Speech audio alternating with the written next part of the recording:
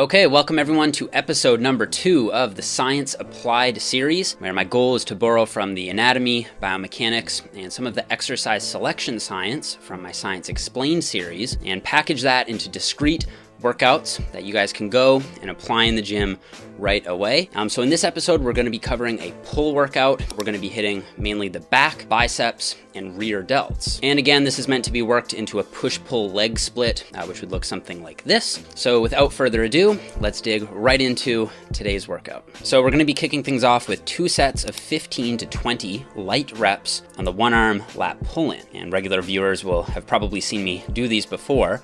And the basic rationale here is to sort of pre-activate the lats. And I think I should qualify that this isn't a term you'll see much in the scientific literature, but it is based on scientifically sound principles, and most of the research on this has actually focused on the glutes, where in 2016, Fisher and colleagues found that doing glute pre-activation drills had activation carryover to heavier compound exercises like the hip thrust. And I think it stands to reason that these neural changes should also apply to the lats, especially since a lot of people really struggle with establishing a mind-muscle connection with them. And I think the mind-muscle connection is accumulating empirical support lately, with one study published just this month finding that using internal focus, or in other words, just thinking about using the muscle that you're trying to activate, led to greater biceps muscle thickness across an 8-week training program. And at the very least, I think doing these serves as an additional warm-up, helping to increase blood flow to the muscle, improving pumps, and potentially reducing injury. So in terms of execution here, I like to think of this movement as sort of the opposite of a lateral raise. So in a lateral raise, you'd think about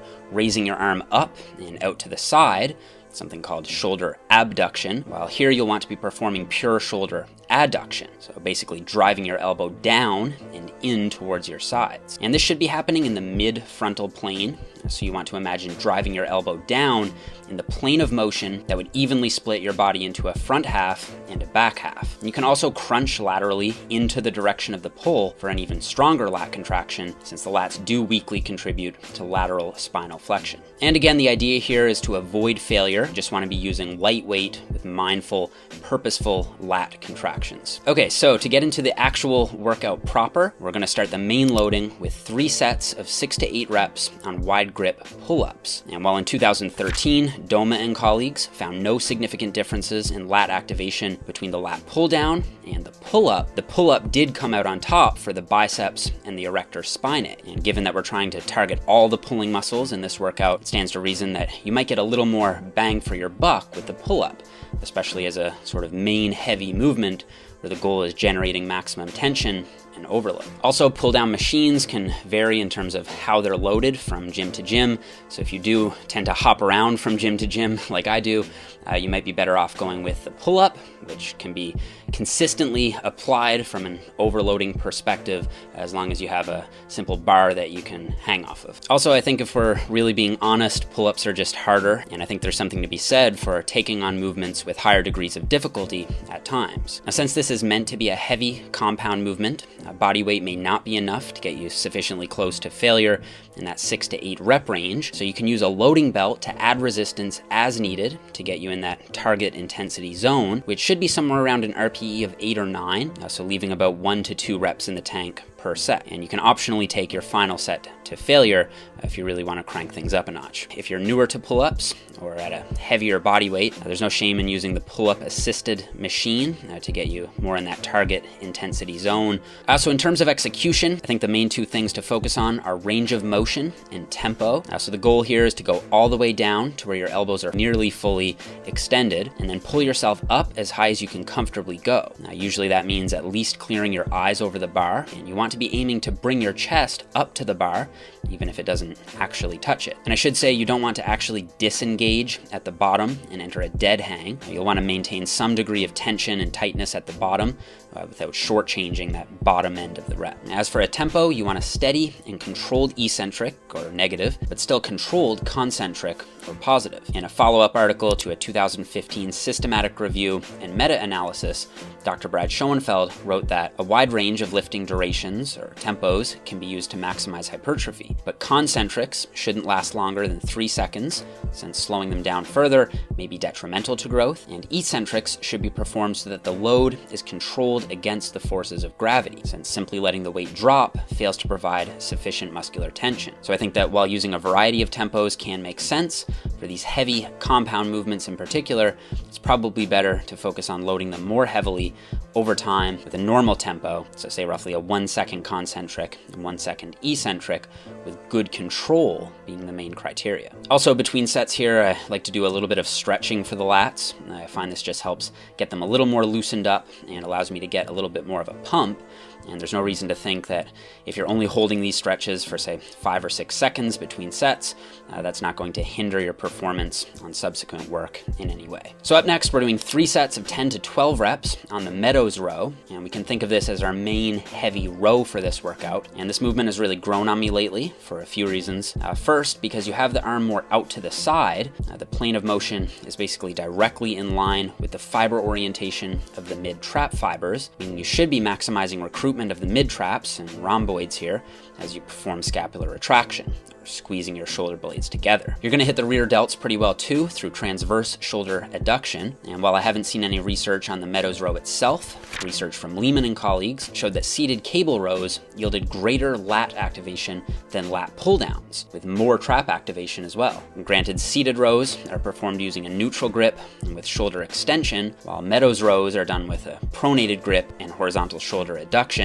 but still, I think the point is that rows are really going to slam pretty much the whole back musculature, including the lats. So here I like to load using 25-pound plates, just so I can get a little extra range of motion at the bottom, and you want to stagger your stance so that you're able to row pretty much directly out to the side with a fairly flat back, meaning you're pretty bent over. At least this is how I feel my mid-traps working the best. And you can also modify the exercise to be more lat dominant by standing more side onto the bar and rowing back. So it's almost like doing a dumbbell row, but with a barbell. So depending on your area of focus, lats or traps, you can choose what way you're going to do these. Okay, so up next, we're doing 3 sets of 12 to 15 reps on the Omni Grip lat pull down. So here we're going to be using 3 different grips, doing 1 set with a wide grip, 1 set with a medium grip, and then a reverse grip for the final set. And just looking at the research as a whole on this, there isn't a strong trend for favoring wider or narrower grips for optimizing lat recruitment, but there is a large degree of individual variability,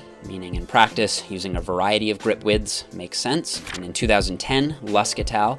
Showed that using a supinated or underhand grip was worse for recruiting the lats, but I think a plausible explanation for this is just increased biceps involvement with the underhand grip, leaving less work for the lats to do. And this is why I think the sequencing of grip variation is important. You want to start with a wide grip when your lats are most fresh, and then move into a closer grip, allowing the biceps to do a little more work as the lats accumulate fatigue. And then for the 3rd set, you go with the reverse grip, getting the biceps even more involved. So this will basically allow you to maintain the same weight across all sets while hitting the lats from slightly different angles and ensuring you have sort of all of your bases covered. So up next, we're doing a rear delt tri-set of rope face pulls, reverse pec deck, and band pull-aparts with minimal rest between these sets, just for the sake of squeezing in a good chunk of rear delt volume in a short period of time. With the rope face pull, you really want to think of this as a high row, and this is the main multi-joint movement of this tri-set. So you want to go fairly heavy here and maybe use your foot as support against the upright so you don't have to worry about any balance issues when loading heavily. And your goal is going to be hitting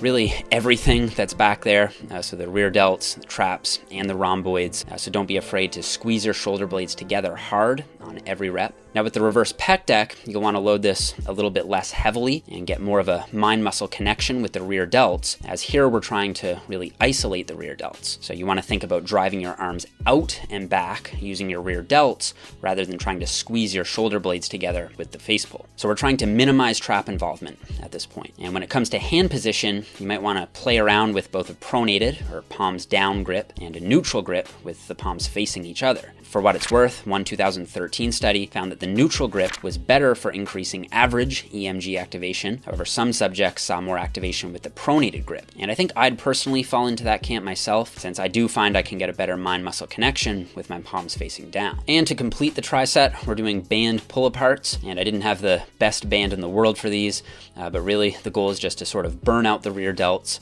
generate a high degree of local metabolic stress, and provide a slightly different tensile stimulus, where with the pec deck, there's pretty much consistent resistance throughout the range of motion, whereas with the band, we're getting peak tension at the top end of the range. And I personally like to externally rotate a little here as well, as the rear delts do assist with external rotation. Okay, so to just about round out the pulling muscles, we're going to be hitting 3 sets of 6 to 8 reps on the easy bar bicep curl. And given just how much pulling volume we've already done, I wouldn't say that doing assistance biceps work is required here for biceps growth, but I would say that it's a good idea if you want to sort of optimize their progress. And since the biceps really only provide an assistance role in the other movements, they're not going to be taken to fatigue.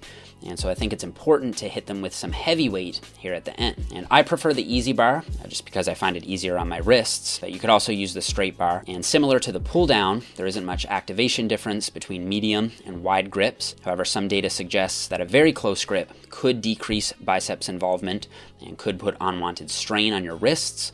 So I'd avoid that if you can. And given that the long or outer head of the biceps contributes more to shoulder abduction, using a wider grip could lead to more involvement of that outer head. So I tend to favor this in my own training. I also like to use a little bit of moderate cheating on the last few reps, as long as I can maintain eccentric control, just to ramp up the intensity a few notches with this movement. Now here you can optionally add in 2 sets of 15 to 20 reps on the incline dumbbell curl, depending on how much arms are a priority for you.